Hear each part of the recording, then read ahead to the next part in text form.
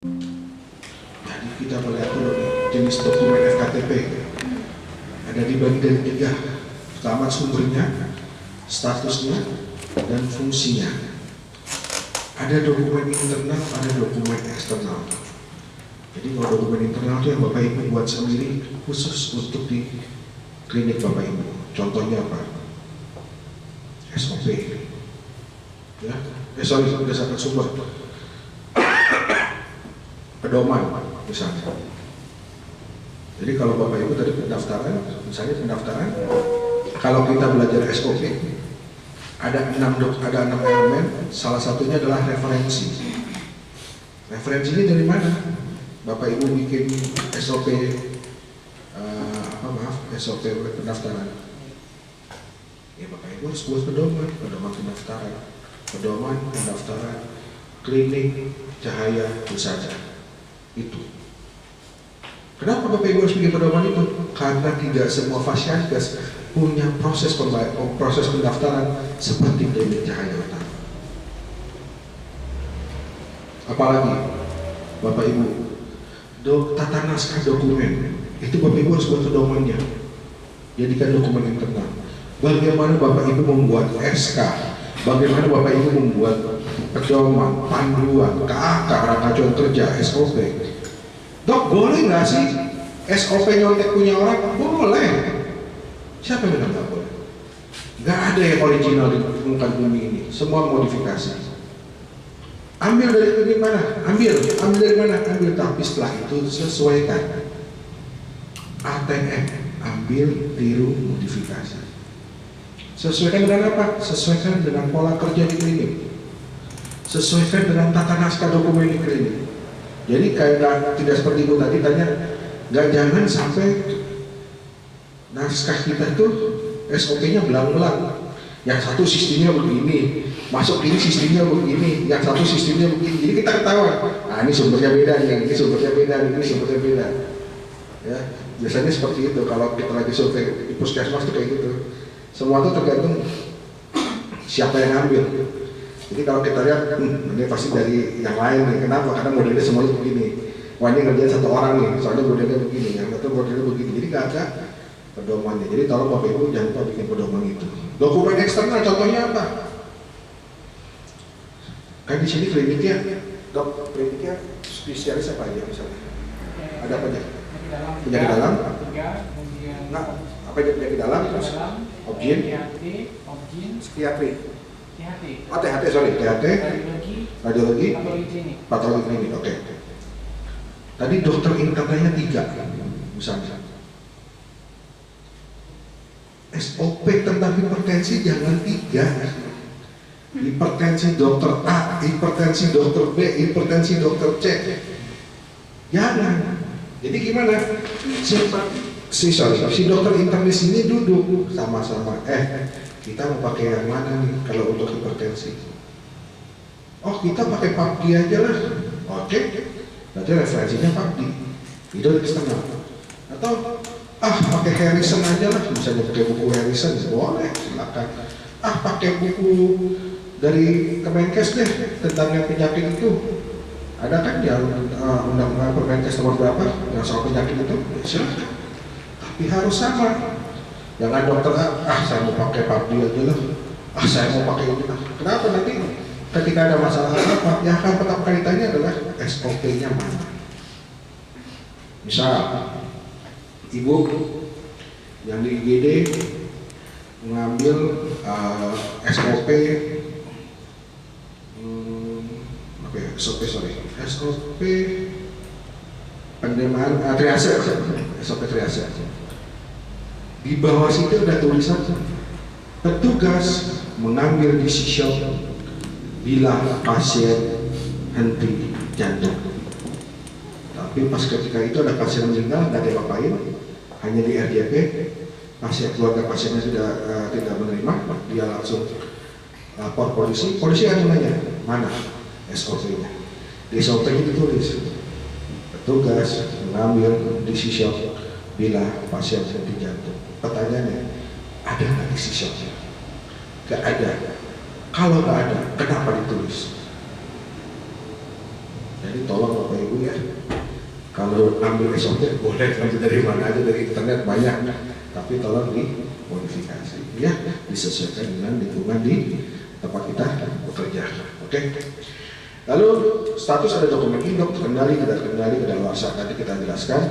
Ada dokumen regulasi, dokumen regulasi itu ada SK, ada kerangka acuan kerja, ada pedoman, ada panduan, dan terakhir ada SOP.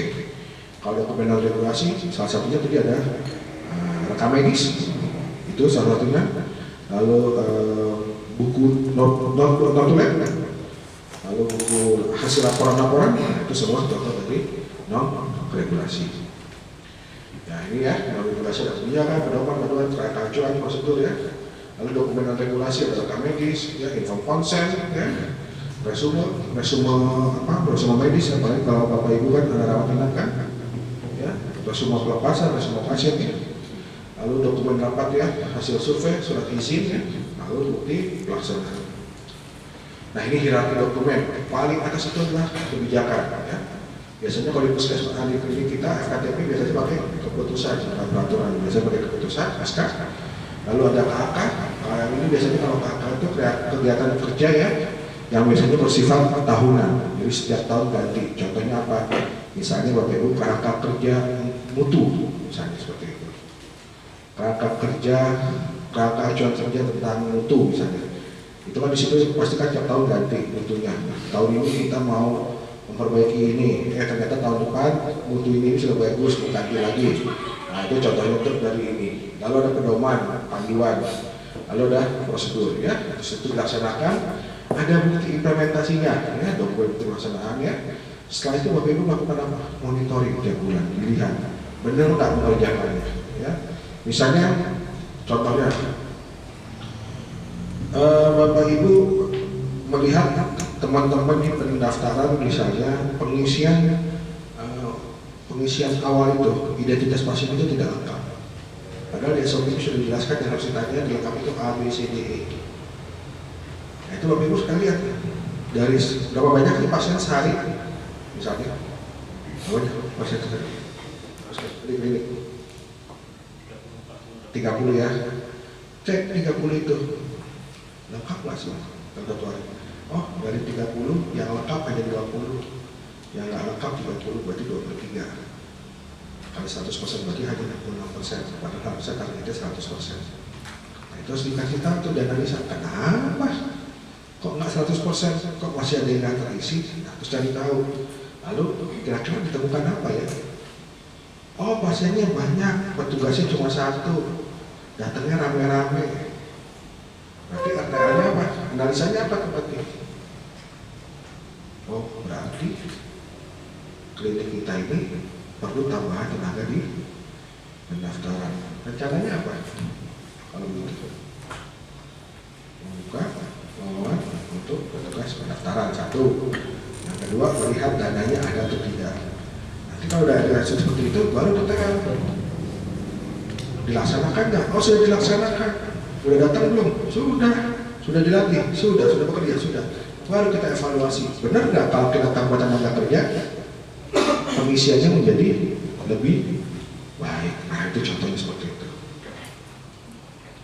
Ya, nah ini ada kebijakan ya, ada SK ya, tata naskahnya ya, ada pembukaan, konsideran ya, menimbang, mengingat, tentunya memutuskan, menetapkan batang tubuh ya, dinyatakan dalam angka-angka. Kalau di sini bab dan pasal ya, ada kaki, penandatanganan dan lampiran jika perlu. Ya, misalnya kalau lampiran apa? Tadi misalnya SK mengenai tugas tenaga medis, dokter apa aja tugasnya, dokter gigi apa, dokter internal tugasnya apa, di sini di lampiran, ya misalnya seperti itu. Ya, nah, tapi kalau peraturan ini jarang kita pakai di FKTP ya atau di layanan ya, biasanya kita pakainya SK.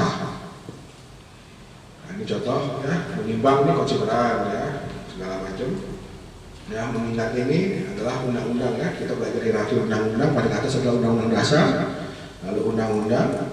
Setelah undang-undang baru masuk ke Kepres, ya. Dari Kepres nanti masuk ke peraturan presiden, ya.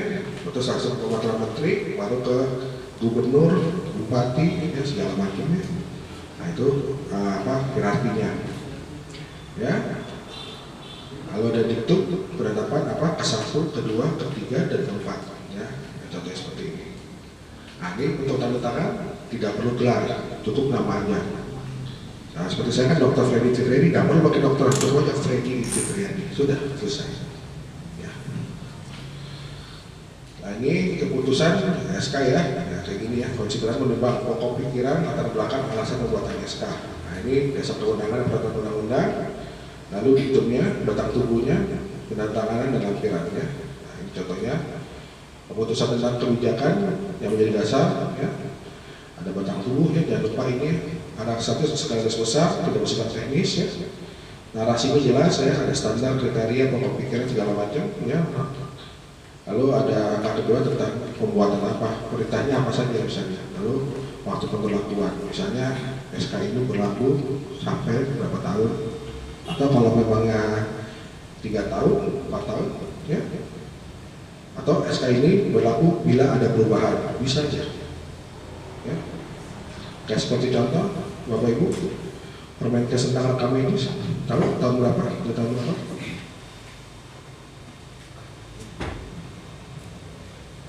Permenkes rekam medis itu dari tahun 98 2009 sampai sekarang belum diubah-ubah karena belum ada perubahan ya. Walaupun sekarang masih ada elektronik medis ya, tapi si Permenkes tentang rekam medis belum dirubah. Kenapa? Karena isinya sama, belum ada peraturan, kecuali nanti ada tambahan lain yang mau tidak mau harus dirubah ya. Nah, ini contoh SK ya, tentang kebijakan menjadi dasar misalnya apa saja, seperti ini contohnya ya. Oke, batang tubuh. Oke, ini misalnya tentang penetapan visi misi ya, bagaimana ya. Oke, nanti Bapak Ibu bisa baca sendiri. Nah, ini pedoman dan panduan, bedanya apa? Kalau pedoman itu mengatur beberapa hal kegiatan, kalau panduan hanya mengatur satu kegiatan. Ya, seperti contoh pedoman layanan pendaftaran, pedoman layanan pemeriksaan umum, atau pedoman pelayanan pemeriksaan, pedoman layanan gawat darurat, pedoman layanan laboratorium, pedoman layanan radiologi. Nah, itu semua dibikin dalam bentuk pedoman. Ya, kalau panduan apa? Panduan mengisi, misalnya apa? Mengisi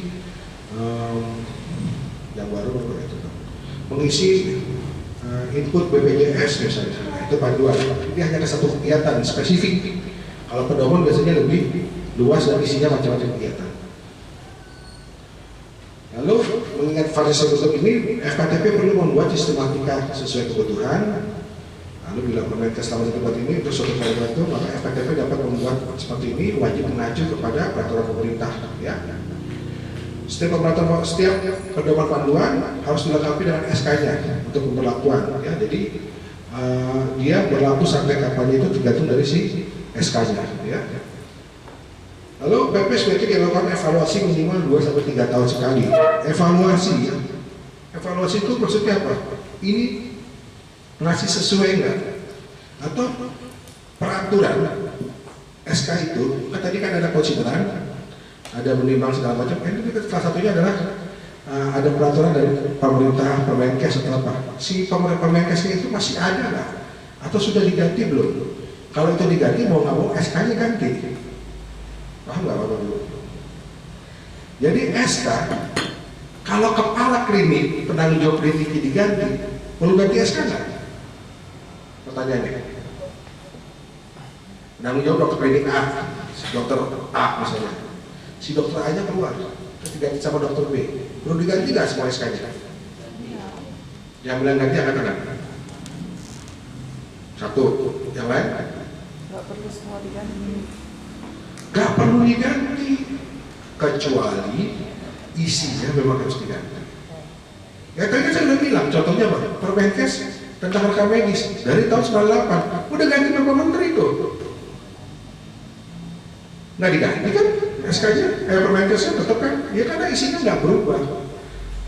SK kita akan berubah, akan kita ganti bila dalam isinya itu perlu diganti. Contohnya apa? Misalnya tadi kita bicara tentang peraturan Permenkes tentang klinik. Sekarang masih Permenkes nomor 9 tahun 2014. Nanti kalau misalnya Permenkes ganti Permenkes 9 2014 itu diganti jadi Permenkes nomor sekian tahun sekian, ya berarti SK kita yang tergantung dengan klinik ganti. Ya Bapak Ibu ya, paham ya maksudnya ya. Jadi kalau pergantian PJ penanggung jawab klinik, kalau tidak mengubah isi nggak perlu diganti. Tapi kalau isinya perlu diganti, mau nggak mau harus diganti. Ya, jadi diingat-ingat itu ya. PP dapat diterapkan dengan baik atau benar melalui penerapan SOP bagi FKTP yang menggunakan eval tetap langsung punya hard copy. Ya. Kita ini kadang-kadang suka keliru. Dok, kita kan pakai elektronik dok, kan nggak perlu paper. Bapak Ibu ingat, elektronik itu paperless, bukan no paper. Jadi tetap harus punya hard copy. Kalau misalnya itu datanya hilang gimana?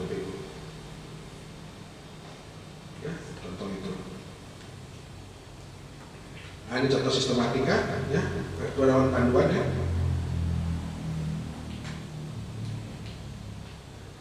Apa saja isinya, misalnya gini. Nah, ini Bapak ya, SOP dan SPO ya. Betulnya sama aja sih secara garis besar ya, isinya juga sama. Tapi biasanya kita pakai SOP ya. Nah, ini tata naskah ya untuk format SOP ya. Komponen ya, ada pengertian ya, judul ya. Pengertian itu judul itu apa, misalnya apa sih, misalnya SOP injeksi muskular. Ya di sini kata-kata kembang itu, injeksi muskular adalah salah satu cara memasukkan obat melalui yang ringan tubuh dengan cara injeksi garis miring suntik. Tujuannya sebagai acuan penerapan langkah-langkah untuk injeksi muskular, udah tujuannya kan itu. Ya. Kebijakannya apa? Referensinya apa? Kira-kira kalau injeksi muskular itu referensinya apa? Ya terserah Bapak Ibu mau pakai apa? Buku ajar, buku ajar keperawatan kan? Buku, kalau kedokteran tuh ada buku apa namanya? Namanya sekolah suntik itu, bedah minor misalnya ada aja, itu contohnya satu. Terus teknis nggak ada, itu terserah Bapak Ibu kesepakatan mau pakai yang mana ya, karena Bapak Ibu mau nyuntik di mana aja kan caranya sama. Nggak usah Bapak Ibu bikin SOP injeksi muskular di pantat, injeksi muskular di lengan, injeksi muskular di paha. Emang beda caranya? Enggak kan, sama kan? Dibersihkan, dijepit, ditusuk, aspirasi, masukkan obat, terus ditarik, ditahan, ditutup kan? Ditahan kan? Dibersihkan, terus tunggu apakah ada darah, terus langsung ditutup. Sama kan semuanya? Nggak ada bedanya kan? Nggak mentang-mentang ada suntik di pantat pakai tepuk pantat kan? Enggak kan?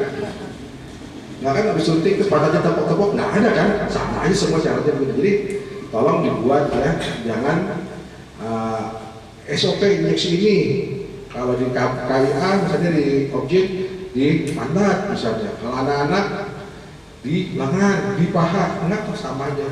Cuma nanti apa? Di sininya nanti unit terkaitnya. Siapa yang pakai injeksi muskular? Misalnya apa? Nah, layanan penyakit umum, penyakit dalam misalnya. Lalu emergensi, kalau misalnya anak ada imunisasi, anak misalnya, atau punya ruang imunisasi sendiri. Imunisasi ya. Jadi unit terkait ini apa? Unit terkait adalah unit yang memakai SOP tersebut ya. Ada pertanyaan dari sini? Oh, unit terkait bukan pelaksananya ya Pak? Maksudnya gimana? Unit terkait itu adalah yang menggunakan SOP tersebut. Iya. Oh, bukan pelaksananya. Bukan dokter, Ya, maksudnya gitu? Ya. Bukan. Dia manggilnya di mana? Di unit mana? Ya. Nah, kalau kerangka acuan isinya apa aja ya? Ada yang tentang 7M ya, material, metode segala macam ya, mekanisme segala macam. Lalu apa saja ya, judulnya what, why, who, siapa gitu ya. Lalu sistematika penulisan, pendahuluan, latar belakang, tujuan ya, tempat, waktu, sasaran, target, sarana dan prasarana segala ya. Jadwal kegiatan bisa pakai gancat ya, yang siapa mengerjakan apa, gitu ya, berapa lama ya, bisa seperti itu. Nah ini contoh gancat kan, bulannya ya, terus kegiatannya apa aja, bulan keberapa, minggu keberapa, segala macam ya. Lalu oke, di sini ada pertanyaan Bapak Ibu masalah ini.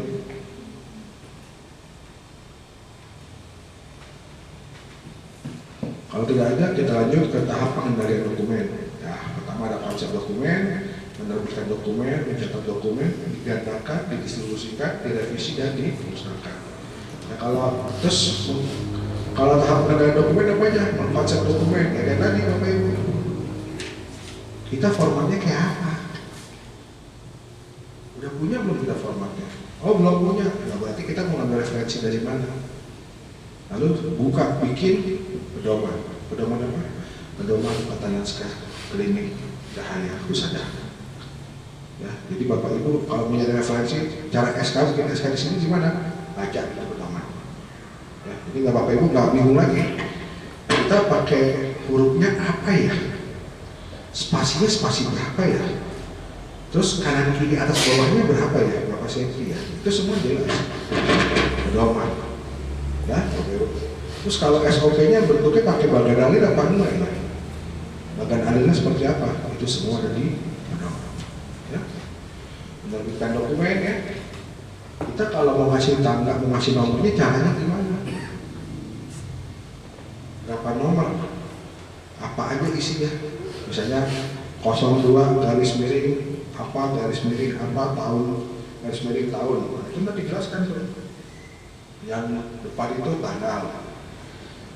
Misalnya yang depan itu nomornya, terus garis miring misalnya bulan, terus tahun, atau kan nomor slash misalnya ini buat siapa, atau buat admin kah, atau buat apakah, buat layanan kah, garis miring misalnya bulan atau tahun, ya setelah itu baru bagaimana, itu sesuai dengan pedoman dokumen ya. Lalu mencatat dokumen, bagaimana menandakan, distribusi, revisi dan memusnahkan dokumen ya. Macam dokumen itu tadi ada dokumen asli, dokumen master, terkendali, tidak terkendali dan kedaluarsa ya. Dokumen asli itu seperti apa? Jadi Bapak Ibu setelah menulis semua dokumen itu harus ada tanda tangan basah warna biru. Nah, jadi tanda tangannya pakai pulpen warna biru. Lalu ada stempel basah warna biru. Lalu stempel asli, gambar tulisan asli dikotakin di kanan, di kiri atas. Jadi kalau gambar sebelah sini ya. Lalu jumlahnya hanya 1, karena ini dokumen asli. Disimpan di bagian admin atau koordinator pengendali dokumen. Lalu ada lagi dokumen master. Bedanya apa? Kalau dokumen master itu hanya tanda tangan basah saja. Dokter Edi misalnya, Edi itu tanda tangan set, ya udah. Lalu tidak distempel. Jumlahnya hanya 1. Digunakan untuk menggandakan dokumen dan disimpan di bagian admin. Jadi kalau Bapak Ibu misalnya ada surveyor tanya, dokumen ini mana? Sebentar dok, kita cari dulu. Tak tahu hilang. Yang dicari bukan dokumen tadi, bukan dokumen yang asli. Sorry, bukan dokumen yang asli, tapi apa? Dokumen master. Ini yang dibuat ganda, yang digandakan bukan dokumen asli. Ya. Setelah itu ada dokumen terkendali, tanda tangannya kering. Kenapa tanda tangan kering? Karena tadi hasil fotokopi dari dokumen master. Makanya kenapa di sini stempelnya warna, tanda tangannya warna biru. Kalau di fotokopi pasti warnanya jadi hitam. Nah setelah itu baru dikasih stempel basah warna biru. Ini kita lihat tanda tangannya hitam, stempelnya biru. Berarti ini tulis lalu di sebelah kanannya, di sebelah kiri atas ini di stempel warna mana, tulisannya apa? Terkendali. Jumlahnya sesuai kebutuhan. Contohnya apa? Misalnya kayak tadi, Bapak Ibu mau misalnya naruh dokumen di ruangan, ruang layanan, boleh nggak? Boleh aja. Tapi yang terkendali. Mau apa misalnya? SOP. SOP apa? Injeksi muskular. Ya sudah, yang pakai injeksi muskular berapa unit? Oh 5, ya udah kopinya cuma 5. Lalu dicatat kemana aja? Ke ini, ke sini, ke sini, ke sini. Lalu digunakan untuk kepentingan FKTP. Jadi untuk hanya di klinik saja, nggak boleh dibawa keluar. Ya. Nah terus kalau ada yang mau dibawa keluar apa? Pakai dokumen tidak terkendali. Berarti apa? Tanda tangannya kering, stempelnya kering. Ya. Jadi dokumen yang ini difotokopi, dijadikan di stempel tidak terkendali. Ya. Jadi yang difotokopi bukan yang asli ataupun master, tapi yang dokumen terkendali. Lalu sama jumlahnya sesuai kebutuhan. Tidak perlu dicatat kepada didistribusikan dan digunakan untuk kepentingan eksternal. Ya. Yang terakhir dokumen kedaluarsa, dokumen asli, dokumen terkendali. Nah semuanya ini stempel kedaluarsa berwarna merah. Lalu dicatat dan disimpan di admin. Ya, setelah itu revisi dokumen. Semua dokumen perlu direview atau dikaji ulang minimal 1 tahun sekali. Baca cepat aja Bapak Ibu. Oh ini masih sesuai sih, undang-undangnya masih ada, masih berlaku, ya sudah. Kalau ini udah nggak berlaku lagi baru dipisahkan. Lalu caranya gimana? Diadakan rapat ya untuk membahas dokumen tersebut. Lalu bukti telah diadakan review dokumen adalah pelaksanaan rapat review dokumen. Jangan lupa undangan, absensi, notulen, dan gambar. Karena kalau survei itu pasti tanya, Bu, udah review belum dokumennya? Sudah, buktinya mana? Nggak ada, dianggap tidak melakukan. Tapi kalau ada gitu, notulennya ada, absensinya ada, nah itu udah cukup. Atau kalau perlu tambahin undangannya ada, pakai gambar, ya itu lebih dari cukup. Ya. Lalu hasil review dokumen ditulis dengan notulen atau emosi. Dokumen ini masih relevan, dokumen ini perlu direvisi, atau dokumen ini sudah dianggap kedaluarsa, ya sehingga harus di kedaluarsakan, sudah harus dihapus, bisa seperti itu. Jika dokumen perlu direvisi, dokumen lama distempel kedaluarsa lalu dicatat. Untuk dokumen baru dilakukan penilaian dokumen seperti tadi, diterbitkan, dicatat, dan didistribusikan. Bagaimana memusnahkan dokumen? Nah ini. Semua dokumen kedaluarsa yang sudah berumur lebih dari ketentuan yang berlaku, misalnya 2 tahun, dapat dimusnahkan. Misalnya Bapak Ibu surat-surat SK, udah nggak pakai, bisa dimusnahkan ya. Atau rekam medis, atau Bapak Ibu di sini rekam medisnya berlaku sampai kapan? Misalnya biasanya rekam medis itu kalau untuk klinik itu dimusnahkan setelah 2 tahun terakhir kunjungan. Misalnya dia terakhir berobat tanggal 1 September 2020. Ketika 1 September 2022 dia tidak ada tanda pernah kunjungan lagi, itu dianggap sudah bisa dimusnahkan. Atau kalau rumah sakit itu 5 tahun. Cuma bedanya kalau kita klinik setelah 2 tahun bisa langsung dimusnahkan. Tapi kalau rumah sakit itu dia ada suatu masa retensi. Ada masa retensi. Kalau bisa pasien ini datang, yang naik adalah resume medis. Ya, tapi kalau kita klinik 2 tahun boleh langsung dimusnahkan. Ya, itu ada di Permenkes tentang rekam medis. Silakan Bapak Ibu baca sendiri. Ya. Lalu pemusnahan dokumen dapat dilakukan dengan cara dibakar atau dicacah-cacah, kemudian timbun di dalam tanah. Ya. Apalagi kita, Bapak Ibu ya, isinya ada rahasianya. Ya. Jangan sampai resume medis jadi tempat gorengan. Ya. Bungkus gorengan taruh atau resume medis. Pas kita lihat ternyata tetangga kita, oh ternyata pernah sakit ini, oh dikasih obat obatan, terus ketemu dia, dulu sakit ini ya, ini tahu dari mana? Ternyata resume medisnya jadi bungkus gorengan, ya kadang-kadang seperti itu ya. Itu yang tidak boleh. Ya. Jadi harus dibakar atau dicacah, dipotong kecil-kecil, boleh tumbuh dalam tanah. Ya. Habis. Ada pertanyaan Bapak Ibu? Silakan.